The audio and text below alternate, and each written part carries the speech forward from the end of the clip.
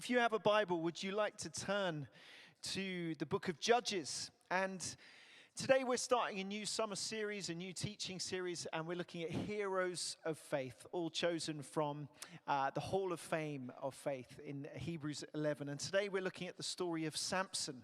And many of you will know that the nation of Israel, God's people, God's chosen people, they were in this constant cycle in the Old Testament of sin and judgment and deliverance. And there was this movement consistently between them being faithful and then being unfaithful, and God being faithful to them, and then them being faithful, and then being unfaithful. And at this time where we're going to pick up the story today, they don't have a king, and they don't want God to be their king. And so God has to raise up judges, raise up leaders, raise up people to lead the people, to deliver them from their enemies, the Philistines. And on this occasion, we're reading about God raising up Samson. So it's Judges chapter 13, and we're reading through 1 to 14, and then verses 24 and 25. The birth of Samson. Again, the Israelites did evil in the eyes of the Lord. So the Lord delivered them into the hands of the Philistines for 40 years. A certain man of Zorah, named Manoah from the clan of the Danites, had a wife who was childless, unable to give birth. The angel of the Lord appeared to her and said, "You are barren and childless, but you are going to become pregnant and give birth to a son. Now see to it that you drink no wine or other fermented drink, and that you do not eat anything unclean. You will become pregnant and have a son whose head is never to be touched by a razor, because the boy is to be a Nazirite, dedicated to God from the womb. He will take the lead in delivering Israel from the hands of the Philistines." Then the woman went to her husband and told him, "A man of God came to me. He looked like an angel of God, very awesome. I didn't ask him where he came from, and he didn't tell me his name. But he said to me, 'You will become pregnant and have a son. Now then, drink no wine or other fermented drink, and do not eat anything unclean, because the boy will be a Nazirite of God from the womb until the day of his death.' Then Manoah prayed to the Lord, 'Pardon your servant, Lord. I beg you to let the man of God you sent to us come again to teach us how to bring up the boy who is to be born.' God heard Manoah, and the angel of God came again to the woman while she was out in the field. But her husband Manoah was not with her. The woman hurried to tell her husband, 'He's here, the man who appeared to me the other day.' Manoah got up and followed his wife. When he came to the man, he said, 'Are you the man who talked to my wife?' 'I am,' he said. So Manoah asked him, 'When your words are fulfilled, what is to be the rule that governs the boy's life and work?' The angel of the Lord answered, 'Your wife must do all that I have told her. She must not eat anything that comes from the grapevine, nor drink any wine or other fermented drink, nor eat anything unclean. She must do everything I have commanded her.'" And then jumping on to verses 24 and 25. "The woman gave birth to a boy and named him Samson. He grew, and the Lord blessed him, and the Spirit of the Lord began to stir him while he was in Mahanadan between Zorah and Eshtaol." I'd encourage you to read, if you find time, maybe this weekend or at some point this week, the whole story of Samson, all the way up till chapter 16. We don't have quite enough time to go through it right now, but it really, truly is a Hollywood blockbuster. Some of you might be familiar with the story. There's romance, there's suspense, there's action.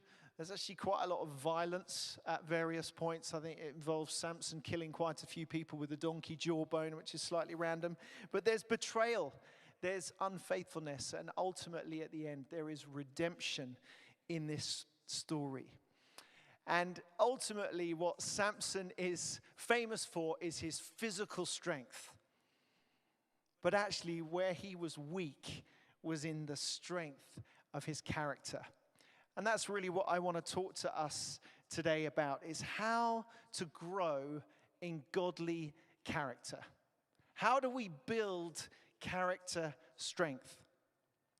Our reputation is built upon the strength of our character. Abraham Lincoln said, "Character is like a tree and reputation is its shadow." Reputation is what people see, but the tree is the real thing. Character is so crucial. It's the foundation of integrity and trust.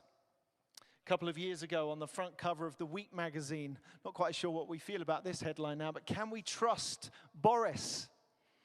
And I'm sure in our news headlines over the last days and weeks and months, there's been a number of leaders in our society. We're thinking, can we trust them? We tend to err towards charisma, but actually it's character that really counts. So often we can celebrate gifting above character, but there's a world of difference between the two. Gifting is external, but character is internal. Gifting is learnt, but character is formed. I like one poet who put it this way: "Fame is a vapor, popularity an accident, riches take wings, but only one thing endures, and that's character." So how do we build strong, godly character? How do we avoid some of the pitfalls that Samson fell into? I wonder what we can take away from this story. Just 3 very quick things today. First of all, remember your divine destiny. If we're to build strength of character, firstly, we need to remember our divine destiny.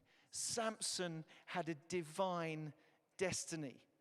In verse 5, it says that he was dedicated to God, set apart from birth in order to deliver Israel from the hands of the Philistines. He was called to be a Nazirite. And in those days, a Nazirite was someone who was set apart.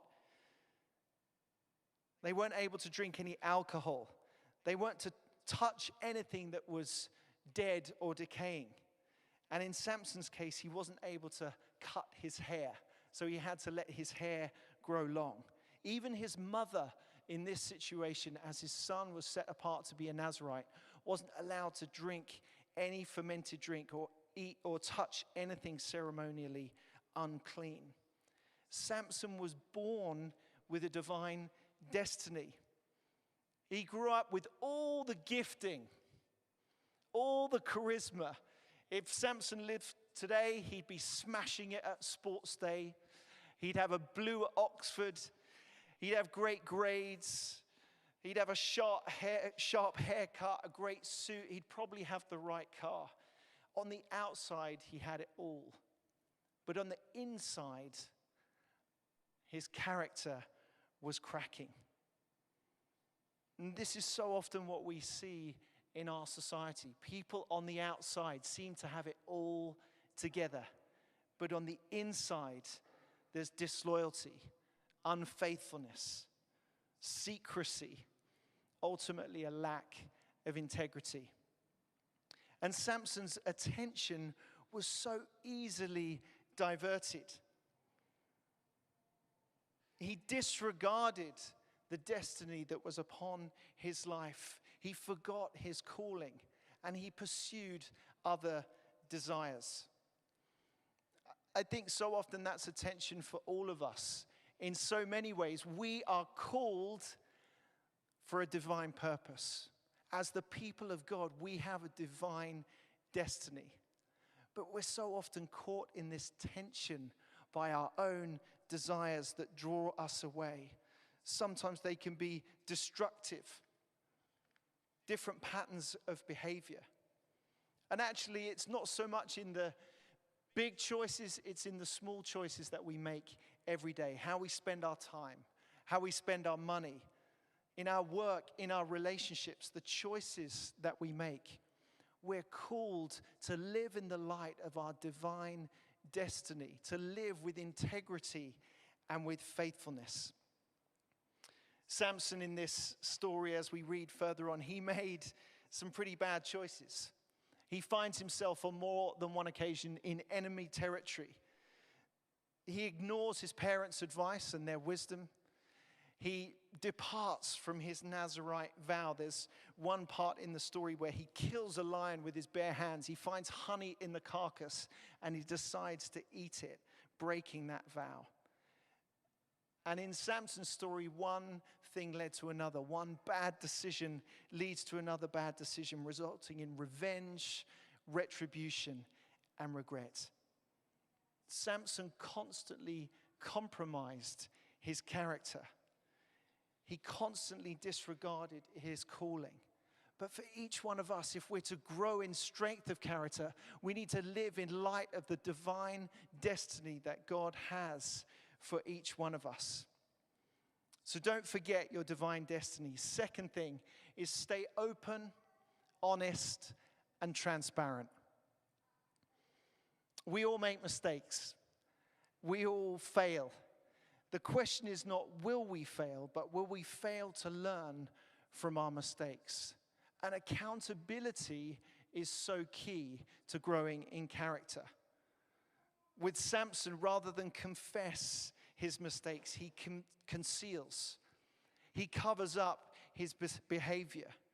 And despite his great physical strength, Samson isn't strong enough to confess his weaknesses. And in Samson's case, we read further on in the story, his weakness was for women. At the end of chapter 15, it says that Samson led Israel for 20 years in the days of the Philistines. And as we jump on, at the beginning of chapter 16, it says one day when Samson went down to Gaza where he saw a prostitute, he went in to spend the night with her. 20 years later, 20 years have passed and Samson is still in the same patterns of behavior. He still fails to be open and transparent and accountable. You would have thought that he would begin to think, hang on a minute, this is not how I should be living. This same thing happened 20 years ago, and here I am 20 years on. And I wonder what that looks like for us with our different patterns of behavior. Are we open? Are we honest? Are we transparent? Are we accountable?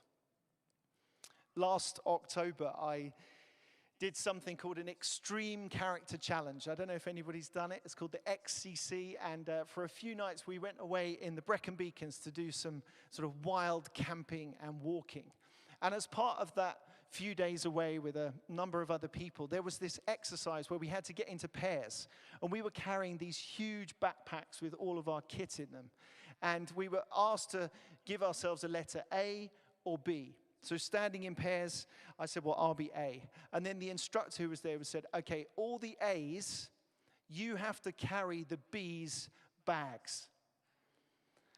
So it was this hugely deflating moment as the B's took off their bags and the A's not only had their own backpack, but they had to pick up their partner's backpack and just walk. And that was it. And we just went from there. The instructors didn't say anything. We were just carrying this huge bag. And I remember I was lucky enough to hand my bag over to my partner. And as I was walking, I was thinking, do you know, I feel so guilty. I feel guilty that, my weight has been lifted. And I was thinking, I feel so terrible. Like this must be just so hard for the person walking. And we carried on walking and we carried on walking. And after about 500 meters, the instructor said, okay, put down your bag. And we were expecting that it was going to be a swap over moment and that we were all going to have to take those bags. But actually what they said was, no, that's the end of the exercise. And what they did at that moment is the people who'd been carrying the bags, they asked them a question. And the question was, how did you feel carrying your partner's bag? And I thought that's such a great question. And nearly everybody responded by saying it was a privilege to carry their load. I felt honored to be able to give them a break. What I was expecting to hear was, oh, such a burden. I'm so exhausted. But I was amazed that people said it was a privilege to carry their load. And do you know what I learned in that moment is so often so many of us are carrying things and we hold them in and we hold them back and we're not accountable, we're not open, we're not transparent with them because we think other people won't be able to carry the load with us or for us. But actually what I discovered in that moment is that when we're open, when we're transparent, when we trust other people enough to carry something of our burdens, they say it is such an honor. And I've experienced that in my own life when I've gone to others, when I've confessed things that I've done wrong, ways I've behaved, things I've said. Rather than feeling ashamed, often I've felt this weight lifting and them saying, thank you for sharing that. Can I pray for you? I feel so privileged and honored that you've shared that. Can we keep talking about this together? You see, the issue for Samson was girls. I was asked at a job interview once, what's your thing? Girls, gold, or glory? I think I might have said probably all three in different ways. But that classic combination, money, sex, and power, challenging our character deep in our core. And it's so important as we try to live lives of accountability to know what might be our triggers. What are the things we have to be mindful of? Maybe when we get tired, maybe when we're anxious, maybe it's around our phone or the internet. Maybe it's other challenges around food. In this story, Samson was looking for his desires to be met in all the wrong places. He was searching for intimacy and significance with others where only he could find that intimacy and significance in God. So if we're to grow in character, remember your divine destiny.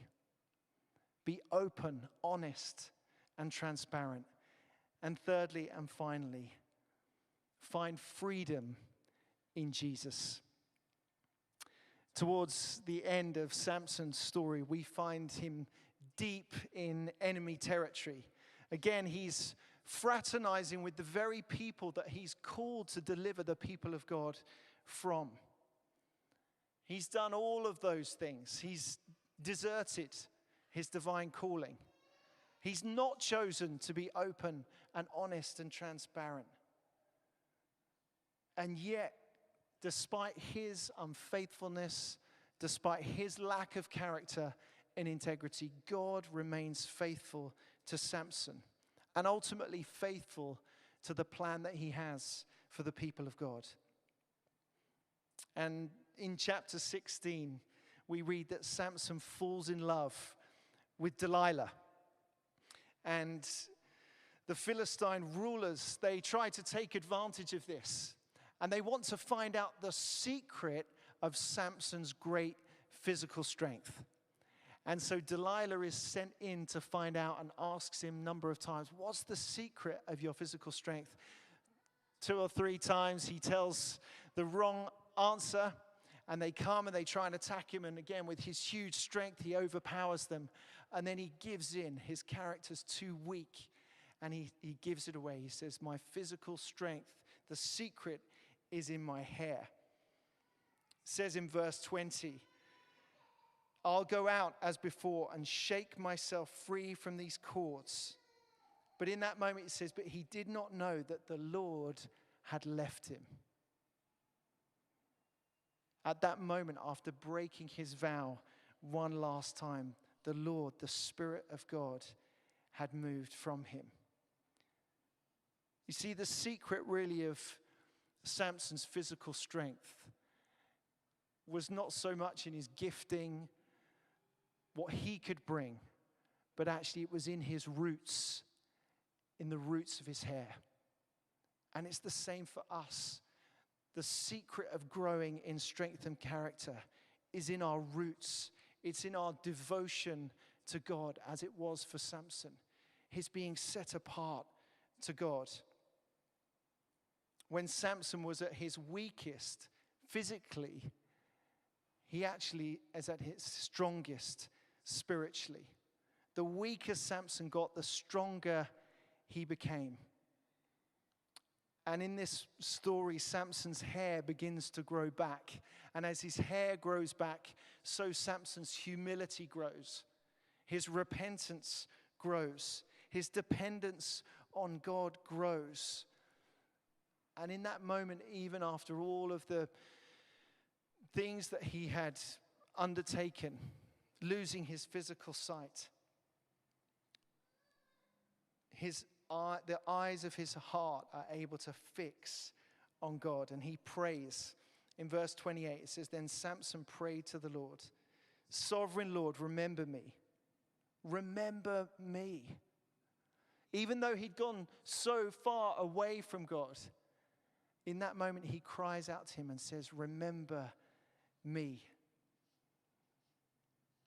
What I love about this story is that ultimately God gets him to where he's supposed to be, defeating the Philistines.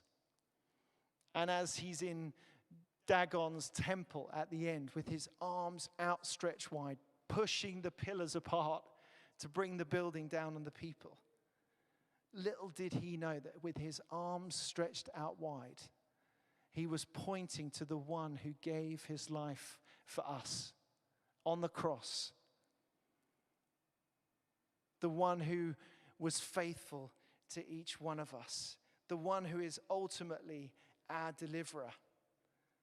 And I want to encourage us today, as we choose to remember our divine destiny, to be open, transparent, and accountable with one another.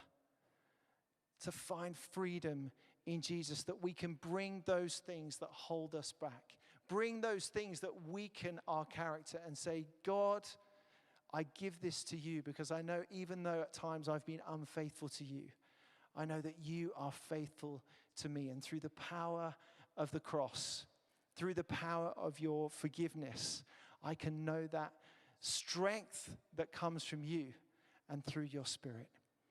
In Jesus' name, amen.